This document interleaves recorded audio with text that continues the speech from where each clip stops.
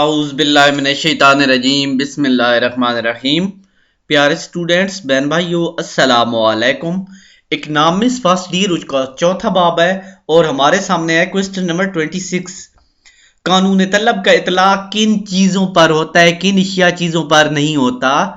Giffen اشیاء، نہایت قیمتی اشیاء، نایاب اشیاء۔ گفن اشیاء وہ ہوتی ہیں جو ایک دفعہ پیدا ہوں پھر ختم ہو جائیں، جیسے پیٹرول ایک دفعہ جل گیا تو دوبارہ کام نہیں آتا۔ 27 نمبر کوسچن ہے، نعم البدل اشیاء سے کیا مراد ہے؟ نعم البدل اشیاء سے مراد ایسی چیزیں ہوتی ہیں جو ایک چیز کے بدلے دوسری چیز استعمال کی جا سکتی ہے، جنہیں ایک دوسرے کے بدلے میں استعمال کیا جا سکتا ہے۔ مثلا آپ کار پہ جانا چاہتے، آپ نے سفر کرنا ہے، آپ کو کار نہیں ملتی تو بس پہ چلے جائیں، تو یہ کیا ہو گیا؟ نعم البدل۔ مثلا پیپسی کولا کے بدلے کوکا کولا یعنی پیپسی کولا کوکا کا نعم البدل ہے۔ نیکسٹ سوال ہے، قانون طلب کی دو مستثنیات بیان کریں، گھٹیا اشیاء اور قیمتی اشیاء۔ سوال نمبر ہے 29، کوسی لچک، جب کسی شے کی قیمت اور طلب میں نمایاں تبدیلی واقع ہو اور خط طلب پر دو واضح نکات کے درمیان طلب کی لچک کو ماپنا مقصود ہو تو ایسی صورت میں طلب میں تبدیلی کی حالت کو طلب کی کوسی لچک کہا جاتا ہے۔ نیکسٹ سوال ہے 30، طلب کی لچک اکائی سے کم کی تعریف کریں۔ اگر طلب میں تبدیلی کی شرح قیمت میں تبدیلی کی شرح سے کم ہو تو طلب کی لچک اکائی سے کم ہوتی ہے۔ نیکسٹ سوال ہے، طلب کی صفر لچک سے کیا مراد ہے؟ اگر کسی شے کی قیمت میں تبدیلی کا اثر اس کی طلب پر نہ ہو تو اس کو طلب کی صفر لچک کہتے ہیں۔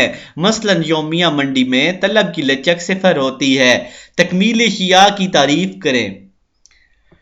تکمیل اشیاء سے مراد وہ اشیاء جو ایک دوسرے کے مکمل کرتی ہیں، یعنی ایک دوسرے کو مکمل کرتی ہیں، مثلا پین اور روشنائی یا کار اور پیٹرول، یعنی تکمیل اشیاء وہ ہوتی ہیں جو ایک دوسرے کو مکمل کریں۔ مثلا پین ہے تو سیاہی ہوگی تو پین بھی کسی کام آئے گا۔ ٹھیک ہو گیا۔ کوسچن نمبر ہے 33 نمبر سوال ہے،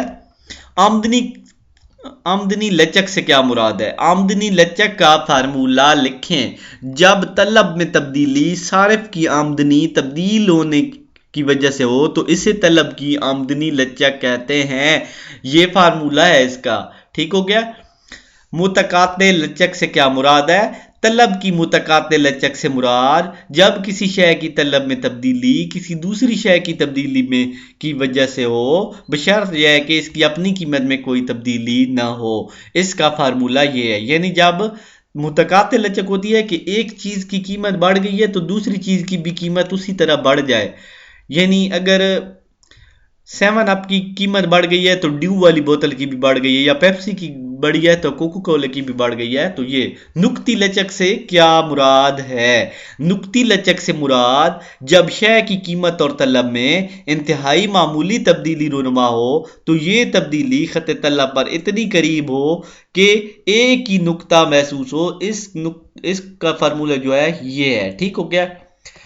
36 ہے، طلب کا گرنا سے کیا مراد ہے؟ جب کسی شے کی طلب میں تبدیلی اس کی اپنی قیمت کی بنا پر نہ ہو بلکہ دیگر عوامل کی وجہ سے ہو تو اسے طلب کا گرنا کہتے ہیں، جس کی بدولت